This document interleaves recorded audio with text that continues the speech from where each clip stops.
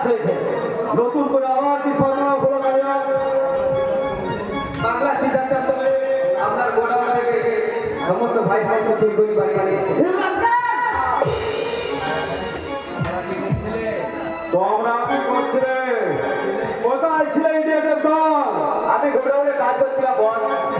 এসে দেখি আপনার ড্রয়িং রুম খোলা আর ওইদিকে পাগলা সিদ্ধান্ত নেই। আমার মনে হয় ঘন্টারাম সিদ্ধান্তকে পাল্টার করেছে। ঘন্টারাম তোমার মতো এত ক্যান্ডামের নয়। কি করবো বুঝতে পারছি না। ওই ফাইলগুলো পুলিশের হাতে গেলে আমার আর বাঁচার কোনো পথ থাকবে না।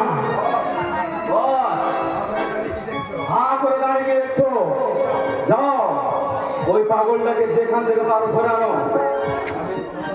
আমি যথাসাধ্য চেষ্টা করবো বস। চেষ্টা নয় তাহলে ওই পাগলটাকে যেখান থেকে পারবে জীবিত অথবা মৃত অবস্থায় আমার কাছে হাজির করানো চাই। ওকে বস। কেন যে ওই পাগলটাকে আমি খুন করিনি তাহলে আজ আমার এই বিপদে পড়তে হতো না। সামান্য বিপদ কি বলছো না? তুমি কি জানো ওই পাগলটা সমস্ত ফাইল পুলিশের কাছে যে হাজির করেছে? পুলিশ যদি জানতে পারে কারণ ইন্সপেক্টর সে এখন চিঠির নির্দেশে হাজির ঢুকাচ্ছি। ওখানে ফাইলগুলো পুলিশ স্টেশন থেকে সরিয়ে ফেলতে হবে। কিন্তু সেই নাম বাজার আগত তার কি ব্যবস্থা করলে বলা? তদন্ত আমার শেষ হয়ে গেছে স্যার। আমি গুপ্তচর মারফত সংবাদ পেয়েছি লোকটা নাকি আজ যোগেন্দ্র সিং নামে ভেবেছে এখানে নতুন এখানে আঘাত আনতে আসছে। তাহলে আজ ওইটাকে আমরা গুলি করে মারবো না স্যার। লোকটা অসম্ভব করে বিশাল একটা গ্যাংয়ের হয়ে কাজ করছে। তাছাড়া লোকটা নাকি সর্বদা বুলেট পোশাক করে ঘোরাফেরা করছে। তাই বলছিল স্যার ওকে কৌশলে ঘায়েল করতে হবে। কিন্তু কিভাবে, কোন কৈলাস কিভাবে ওই ঘায়েল করা যায়? কিছু বুঝে পারছে না কৈলাস।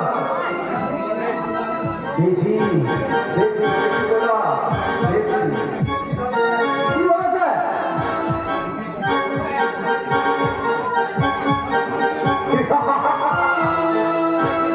এই কাজটা পুরো করবে ছিলে।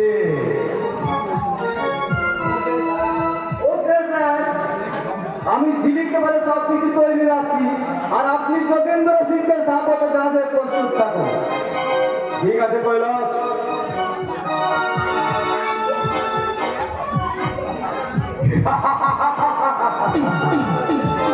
যোগেন্দ্র সিং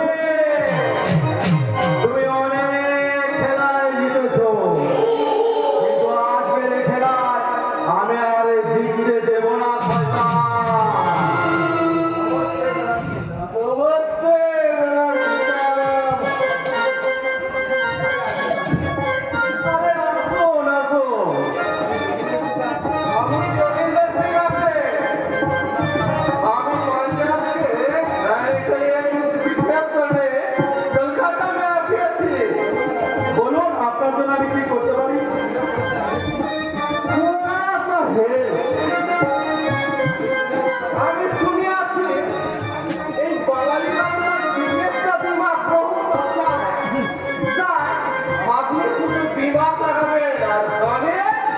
যত রুপিয়া লাগাবো আর প্রফিটটা 30% আমি আপনাকে দিব।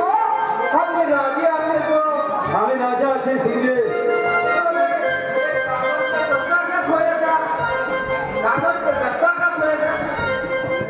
হবে সিংজি হবে।